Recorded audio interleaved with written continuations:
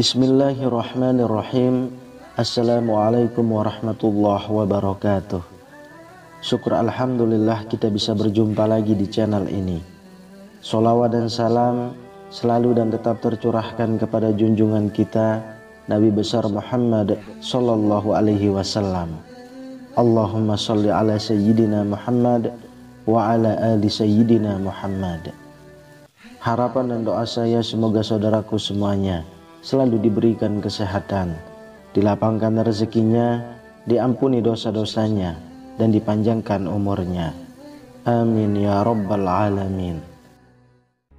Sahabat beriman yang dirahmati Allah, salah satu sunnah sholat adalah membaca surat atau ayat Al-Quran usai membaca surat Al-Fatihah. Al-Quran sendiri terdiri dari 114 surat dan 6.000 lebih ayat.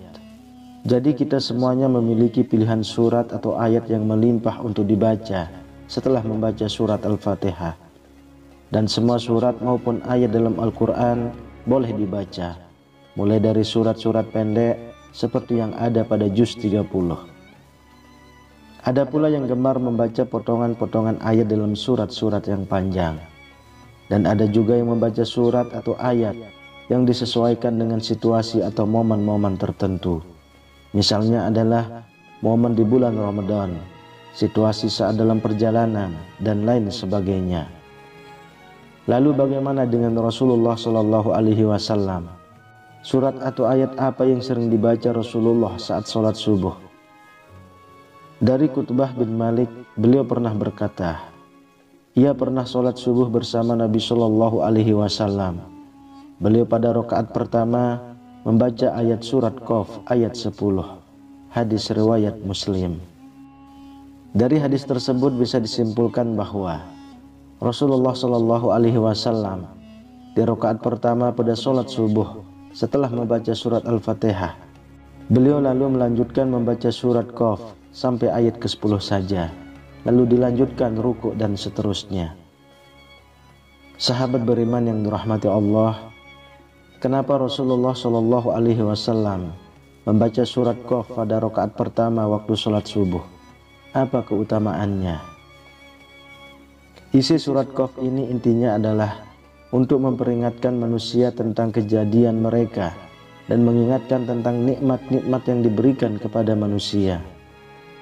Begitu juga peringatan tentang hari berbangkit, hari berhisab, surga, neraka, pahala, dosa, dan lain sebagainya, supaya kita selalu ingat kepada Allah bahwasanya akan ada hari berbangkit di mana manusia akan dibangkitkan dari kubur, lalu dihisab semua amalannya dan diberikan balasan sesuai dengan amal perbuatannya semasa hidup di dunia.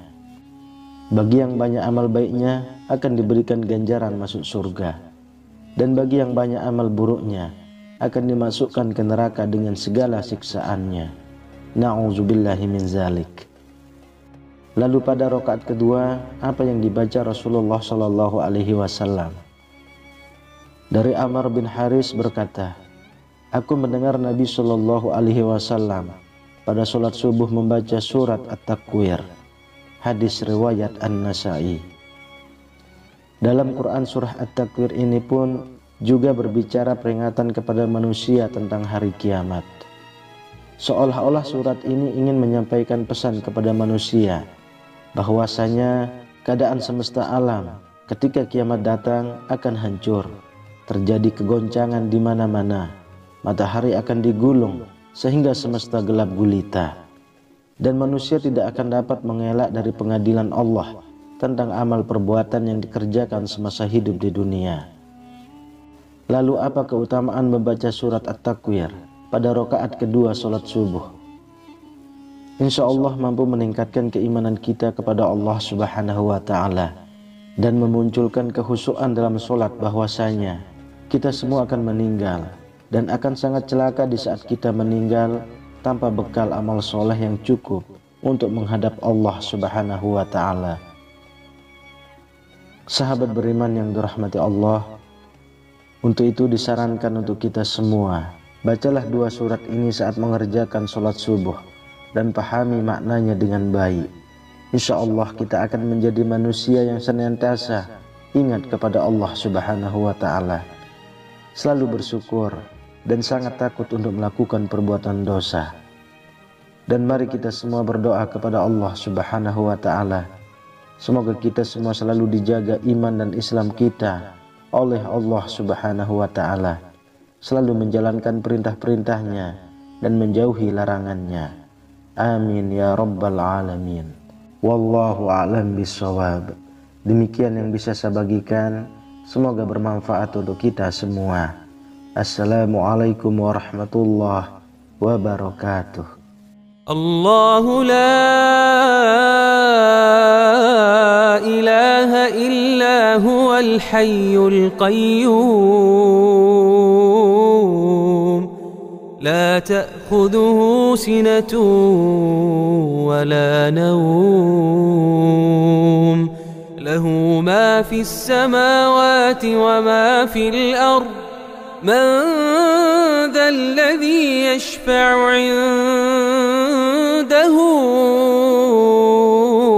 إلا بإذنه يعلم ما بين أيديهم وما خلفهم ولا يحيطون بشيء من علمه إلا بما شاء وسع كرسيه السماوات والأرض ولا يؤوده حفظهما وهو العلي العظيم.